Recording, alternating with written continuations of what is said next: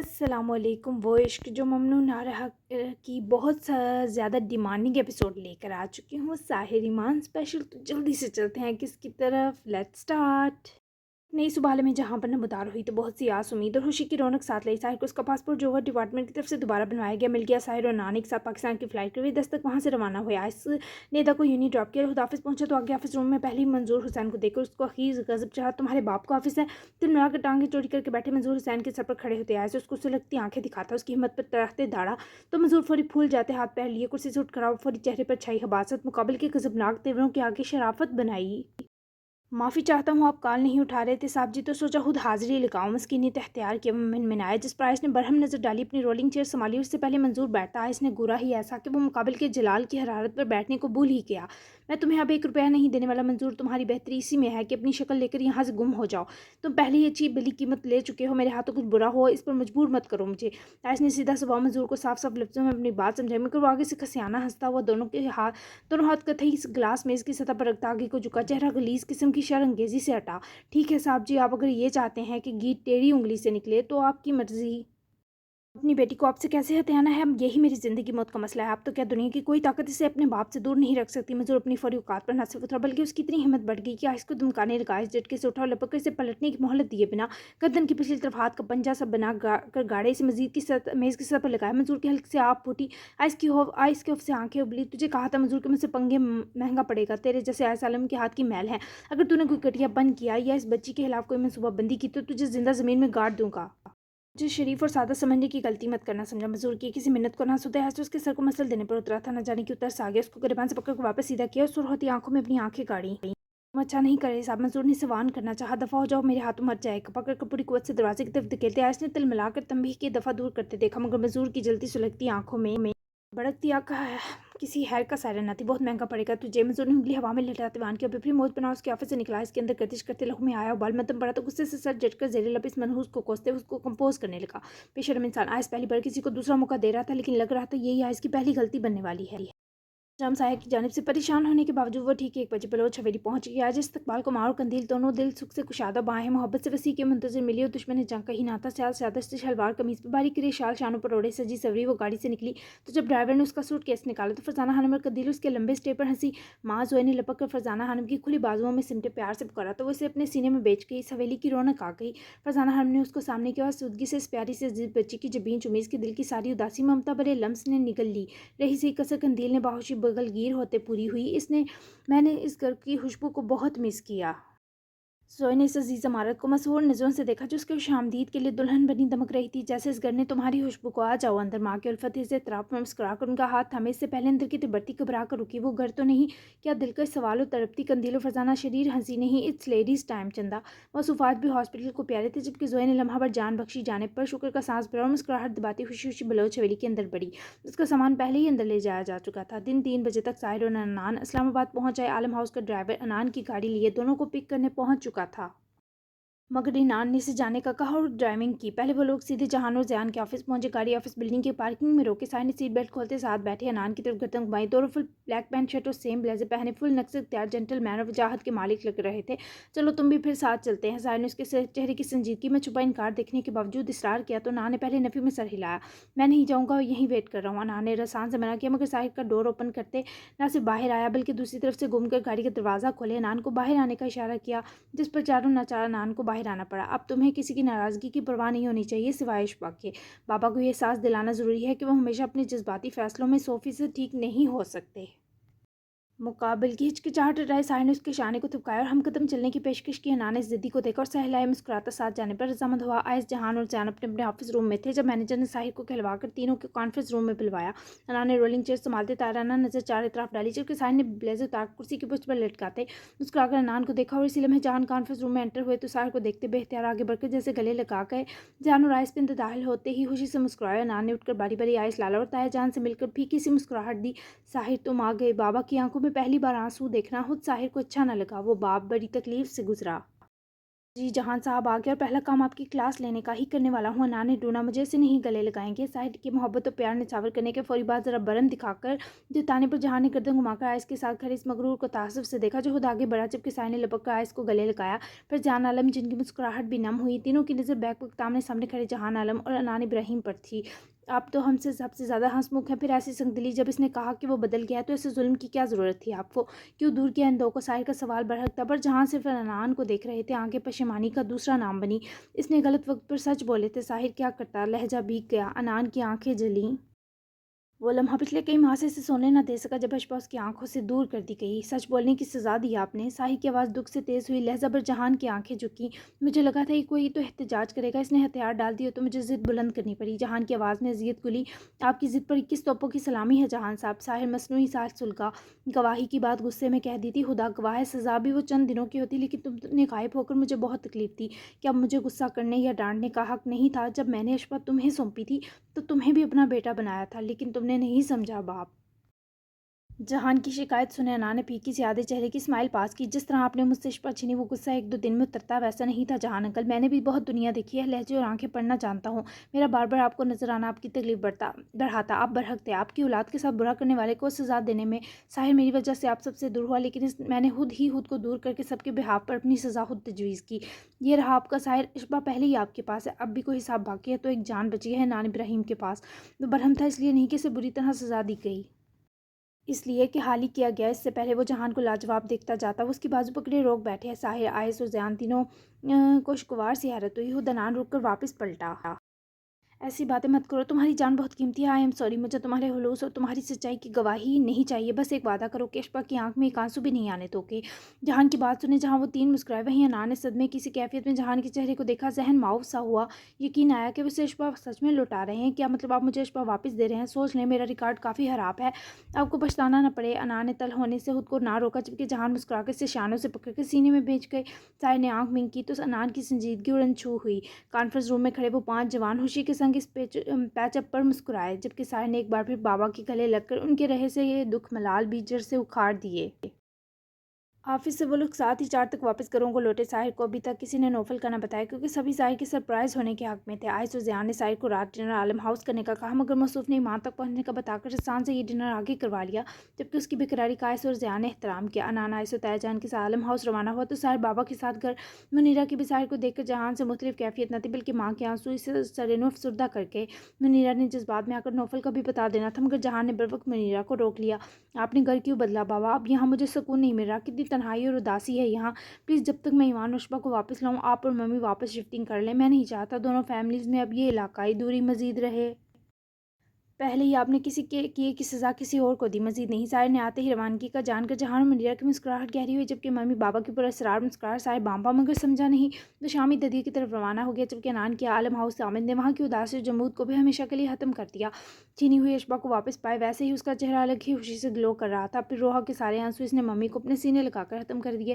اصل خوشی تو اسے نانوں سے مل کر ہوئی، جن کی آنکھوں میں آج اس کے لیے بے پناہ رشک و محبت تھی۔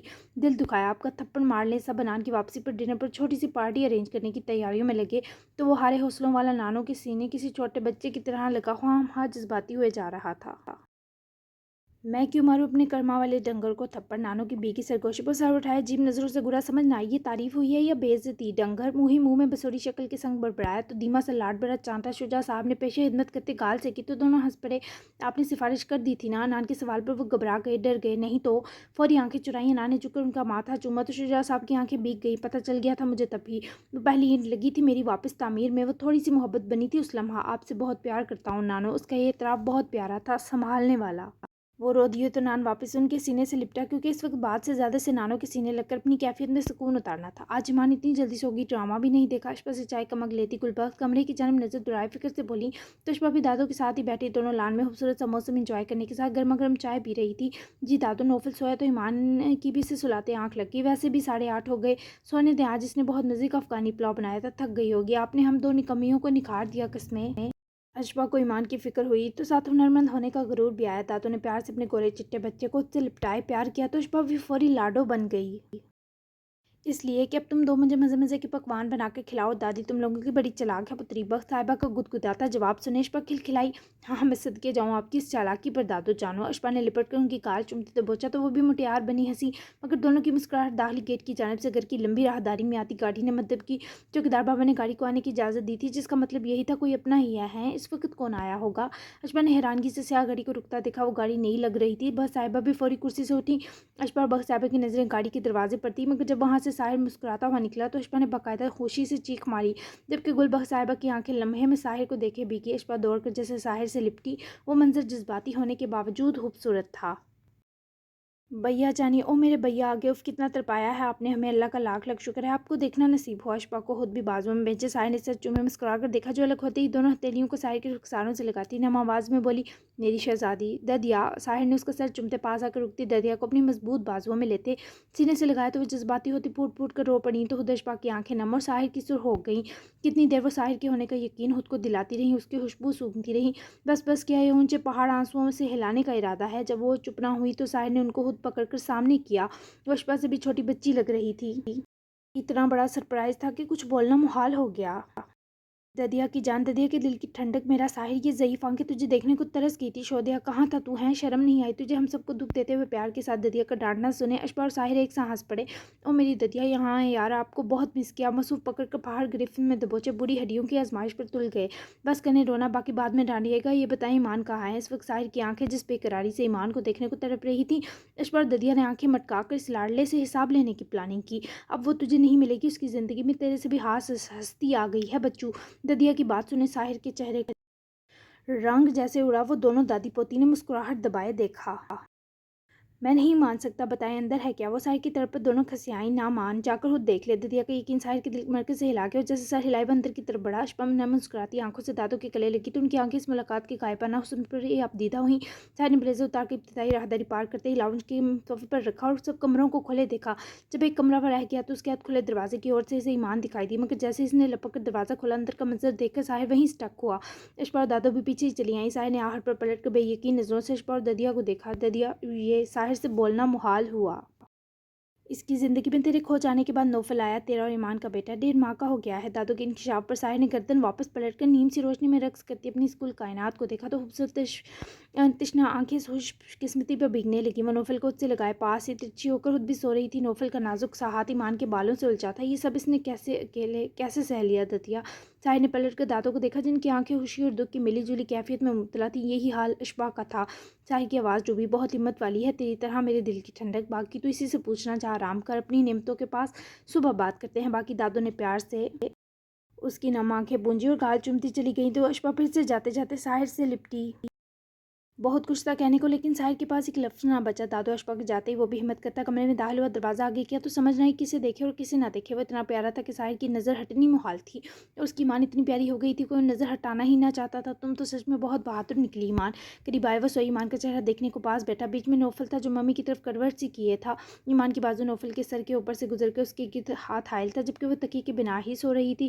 ساحر نے ہاتھ بڑھا کر نوفل کے ہاتھ سے ایمان کے بال آزاد کروائے، جھک کر نوفل کا ہاتھ چومتے نظر اٹھا کر ایمان کو دیکھا جس کی خوشبو اتنے پاس سے محسوس کرنے کو وہ ترس چکا تھا۔ یوں تو اس لڑکی کی خوشبو سانسوں پر حاوی تھی، پر یہ محملی احساس صرف اس کے اتنے قریب ہی مل سکتا تھا۔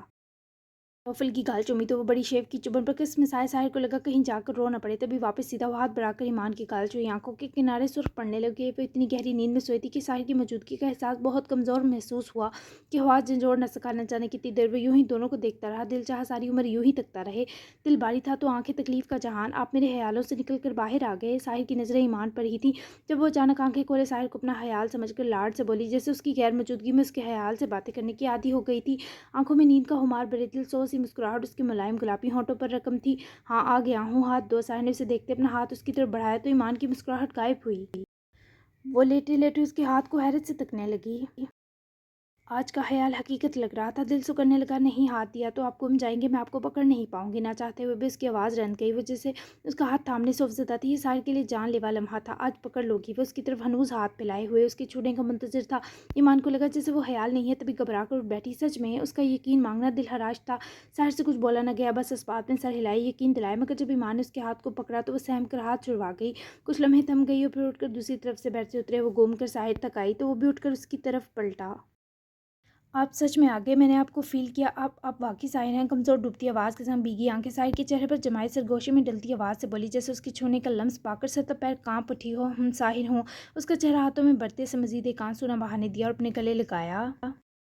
ٹوٹی شاخ کی طرح وہ شخص کی بازوؤں کے حلقے میں سمٹ گئی، گلے لگ کر بھی وہ کئی لمحے سن سی کیفیت میں اس کے حصار میں بے جان رہی، جیسے اس کو یقین دلانا دوبر ہو گیا ہو۔ لیکن جب دل دھڑکنے لگا تب اسے یقین کرنا پڑا، یہ واقعی اس کا ساحر ہے۔ تبھی وہ تھمے ہوئے پہلوؤں میں گرے بازو اس کی گرد لپیٹ کر اسی شدت سے ہاتھوں کو باندھ گئی جیسے محسوس کر رہی تھی وہ سارے آنسو جس نے چرا کر آنکھوں میں دبا لیے، سب بہتے گئے۔